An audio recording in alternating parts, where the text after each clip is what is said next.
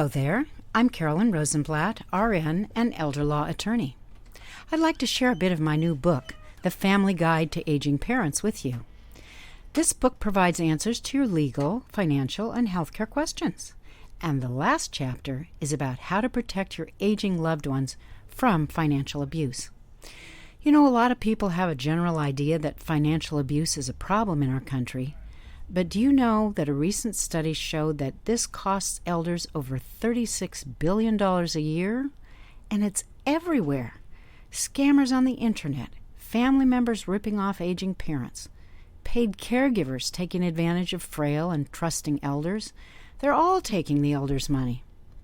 In my book, I share with you 5 protective steps any adult child, neighbor, or close friend can take to keep an aging person in your life safe from predators who can easily take advantage of that person. The first of these protective steps is to talk with your aging parents about financial abuse. If you don't know all you need to know, you can find programs on the internet, in your parents' community, and at senior centers everywhere. Law enforcement, social service providers, and good citizens are all trying to get the word out.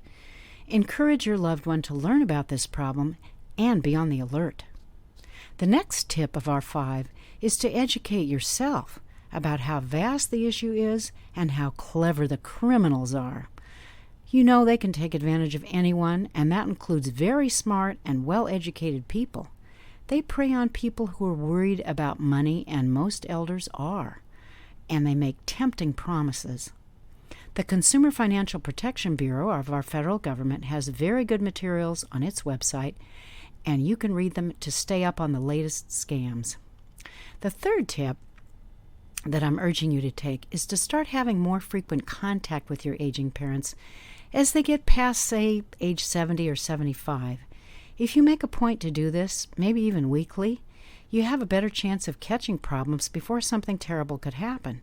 If you don't get along with your aging parent, or you have a parent who doesn't trust you, work on enlisting the help of a friend, a neighbor, or some other trusted person to do the checking in for you. The point is you don't want to just leave them to their own devices as they age because you just don't know what's happening. The fourth tip, I urge you to snoop a bit. Well, that means when you visit your aging parents, with more frequent visits, look around. Look around when you're in your parents' home or apartment. You're going to be more likely to catch the danger signs. Is the place different? Is anything valuable missing? You know, email is a particular favorite of scammers.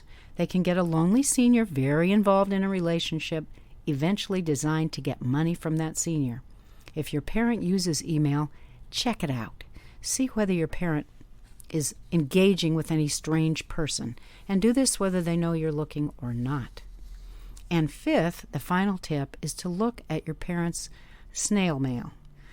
The papers that come in. There can be signs of financial abuse there. If a parent had funds in the bank and a thief is getting them, you may see money trouble, unpaid bills, collection notices, stacks of charitable appeal letters, things that tell you that your parents might be having money trouble. You can take action if that happens, and perhaps you'll be able to stop these thieves. At agingparents.com and aginginvestor.com, we're on a mission to prevent elder abuse.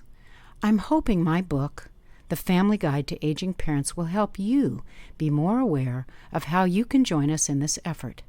Elder abuse could happen to anyone, even your parent or loved one. If you're prepared, as my book will enable you to be, you can confidently protect your elders from becoming victims. And I'll be sending you more about the other chapters too, so you can get a free preview of what's inside. Thanks so much for listening. To get your copy of The Family Guide to Aging Parents, answers to your legal, financial, and healthcare questions, you can click on the link. Bye-bye now.